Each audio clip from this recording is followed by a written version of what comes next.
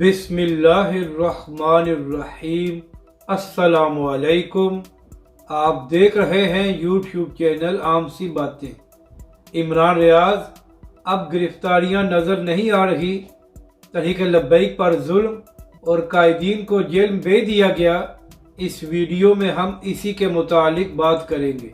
ناظرین کرام، 2 دن پہلے عمران خان صاحب فرما رہے تھے کہ جس طرح گزشتہ 8 مہینوں میں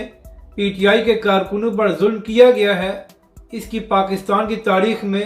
مثال نہیں ملتی۔ اب یہ الگ بات ہے کہ جو کچھ عمران خان کی حکومت میں علامہ سعد حسین رضوی اور تحریک لبیک کے کارکنوں کے ساتھ کیا گیا، وہ عمران خان کی نظر میں ظلم نہیں تھا، اور اسی طرح عمران ریاض اور دیگر صحافی اس بات پر بھی بڑا رونا دھونا کرتے رہے ہیں کہ جس طرح شہباز گل اور اعظم سواتی کو گرفتار کیا گیا تھا، مگر اہم بات یہ ہے کہ جو کچھ اب بھی تحریک لبیک کے ساتھ ہو رہا ہے وہ ان لوگوں کو نظر نہیں آتا۔ ناظرین کرام، معاملہ کچھ یوں ہے کہ 2 مہینے پہلے تحریک لبیک پاکستان نے عدالت کی اجازت سے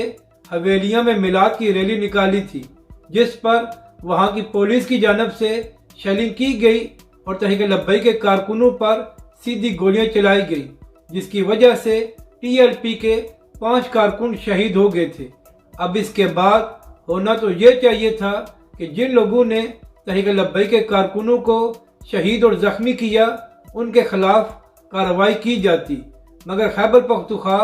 جہاں پر عمران خان کی حکومت ہے تو وہاں پر تحریک لبیک کے قائدین پر ہی مقدمات درج کرا دیے گئے تھے۔ تو ناظرین کرام، آج اسی حوالے سے تحریک لبیک ہزارہ ڈویژن کے قائدین اور کارکنوں کو